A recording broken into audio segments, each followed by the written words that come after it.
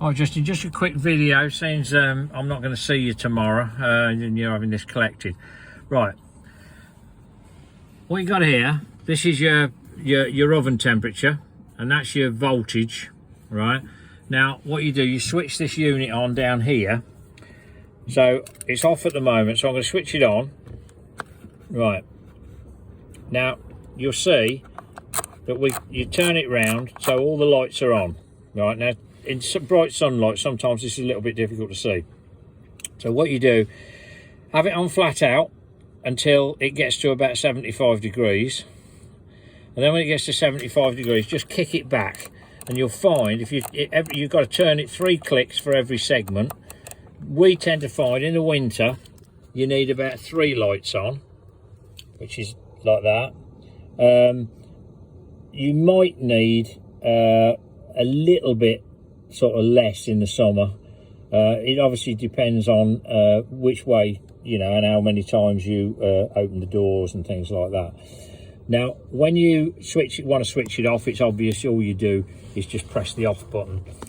The only thing you've got to watch with this controller, you'll notice now it's flashing. That means it's in shutdown mode. It'll take 4 minutes to turn itself off.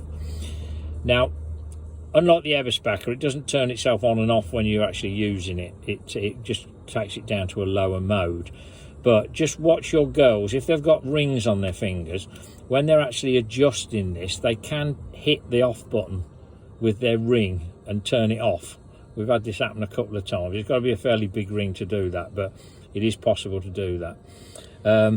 That's obviously your when the door's up, that's your alarm for the door. The other thing you've got to bear in mind, this is a new vehicle and it has got a DPF on it, and it runs on AdBlue. So if you can actually make sure that all your drivers read this, right? Now, when that symbol comes on the dashboard, basically it says there, don't just turn it off and finish. Keep the vehicle running until the regeneration is complete. It'll go into regeneration maybe once every month or whatever, but it's one of them important things. If you don't leave it running when that's on, it normally takes about 10 minutes. It will eventually block up the DPF. It's the same as all modern vehicles, but if you can just make them sort of aware of that, and get them to read that and keep that to one side.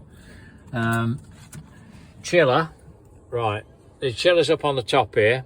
To switch it on and off, you just hold this button. So you just hold the button in, takes about 8 seconds, and then it turns itself off. When you want it on in the morning, just turn it back on, and it's as simple as that.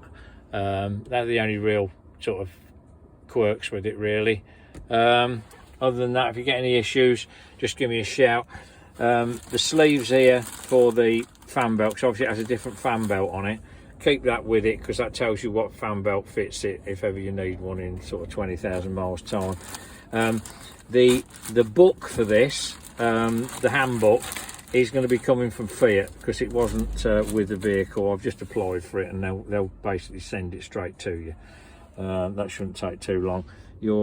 Obviously you know how these work. That's all fitted down there. That's it, Justin. Right, if you need any problems or anything like that, just give us a shout. All right, mate. Cheers, bye.